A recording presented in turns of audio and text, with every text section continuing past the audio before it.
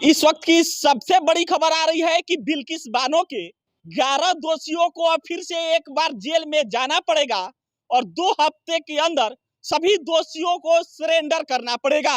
ये बात supreme court ने कही है और सुप्रीम कोर्ट ने गुजरात सरकार के फैसले को पलट दिया है और पलटते हुए कह सकते हैं कि गुजरात सरकार को फटकार लगाई है कि गुजरात सरकार के पास एक कोई अधिकार ही नहीं था कि वो बिल्किस बानो के दोषियों पर कोई भी फैसला ले, उनको छूट दे, क्योंकि सारे अधिकार तो उस कोर्ट के पास है जिस कोर्ट में बिल्किस बानो के मामले की सुनवाई हो रही थी। आज सुनवाई था और आज के फैसले में सुप्रीम कोर्ट ने कहा कि गुजरात सरकार के पास कोई तो अधिकार नहीं था कि बिल्किस बानो के दोषियों को छूट दी जाए। इसके साथ ही सुप्रीम कोर्ट ने कई सवाल खड़े किए हैं।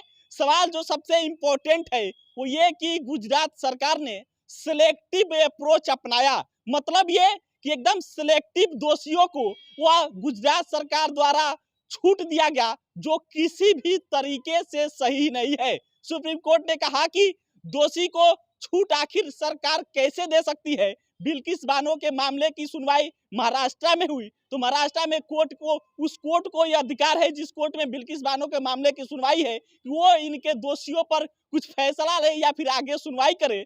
लेकिन गुजरात सरकार के पास बिना कोई अधिकार होते हुए भी इस पर फैसला ले लिया और बिल्किस बानो के 11 दोषियों को रिहा कर दिया गया, उनके सजा में छूट दे दी गई, जो किसी भी तरीके से सही नहीं है। और सुप्रीम कोर्ट ने आगे कहा कि यह मेरा कर्तव्य है, यानी कि नागरत्ने साहब जो चीफ जस्टिस है वो कह रहे हैं कि यह सुप्रीम कोर्ट का कर्तव्य है कि जो मनमानी तरीके से फैसले लिए गए हैं उसको सही किया जा सके, ताकि जो लोग हैं जो अदालत पर विश्वास है उनकी नींव को बरकरार रखा जा सके।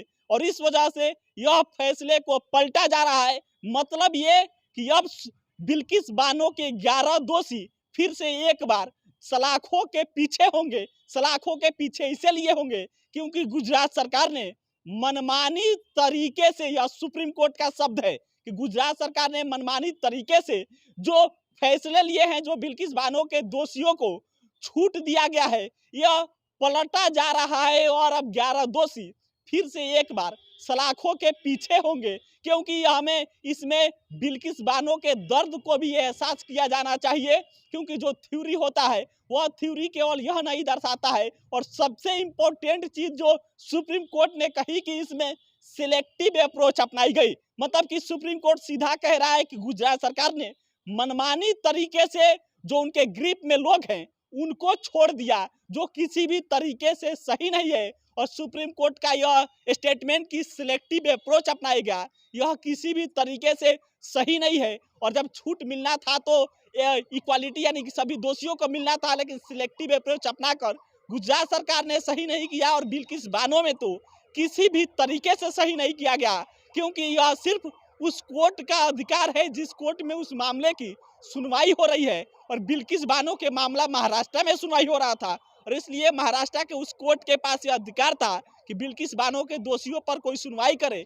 लेकिन गुजरात सरकार ने इस प्रकार से फैसला ले लिया जो पूरी तरीका से मनमानी है, और इस प्रकार से सुप्रीम कोर्ट द्वारा उस फैसले को पलट दिया गया है। और फैसला पलटने का मतलब ही यानी कि फैसला पलटते सही थी। सुप्रीम कोर्ट ने यह भी कहा कि जो जेल है वो 2 हफ्ते के अंदर रिपोर्ट दे, यानी मतलब ये कि अब बिल्किस बानो के 11 दोषी सरेंडर करेंगे और 2 हफ्ते के अंदर फिर वो सलाखों के पीछे होंगे। जो इस वक्त की सबसे बड़ी खबर है, जो अब बिल्किस बानो के 11 दोषियों को जेल के अंदर जाना पड़ेगा। और सुप्रीम कोर्ट ने फिर से एक बार दिखा दिया है कि चाहे सरकार कितना भी ताकतवर हो, अपने मन से फैसला ले ले, लेकिन सुप्रीम कोर्ट में जब न्याय होता है तो कह सकते हैं कि मनमानी उसमें नहीं चलता है। और जो गुजरात सरकार मनमानी तरीके से फैसला ली थी, 11 दोषियों को छूट दिया गया था, उस फैसले को सुप्रीम कोर्ट ने पलटते हुए कहा कि यह तो किसी भी तरीके से सही नहीं हुआ। गुजरात सरकार ने जो मनमानी तरीके से फैसला लिया है उस पर सुप्रीम कोर्ट का कर्तव्य है कि उसको सही किया जा सके, ताकि लोगों को अदालतों पर जो विश्वास है उसकी नींव है वो बनी रहे। और इस प्रकार से सुप्रीम कोर्ट का आज बिल्किस बानो मामले में फैसला आया। ये वही बिल्किस बानो है जो गुजरात दंगे में इनके साथ जो रेप हुआ था, और रेप के साथ जो सबसे इम्पोर्टेंट चीज़ है कि उस समय 5 महीने गर्भवती थी, और इसके साथ ही इनके परिवार वाले यानी कि 7 लोगों की हत्या भी हुई थी। 11 दोषी हैं, 11 दोषियों को सजा सुनाई गई थी। गुजरात सरकार ने आज़ादी के अमृत महोत्सव के हवाला देते हुए इन 11 दोषियों को रिहा कर दिया था, कह दिया था कि अब इनको माफ किया जाता है, लेकिन सुप्रीम कोर्ट में इसको चुनौती दी गई और सुप्रीम कोर्ट ने फैसला सुनाया कि फिर से 11 दोषी अब जेल में जाएंगे। लेकिन इस पर आपकी क्या प्रतिक्रिया है? प्रतिक्रिया दीजिएगा। मैं राम सिकंदर, ये बिहार मंच आप देख रहे थे। बहुत बहुत धन्यवाद।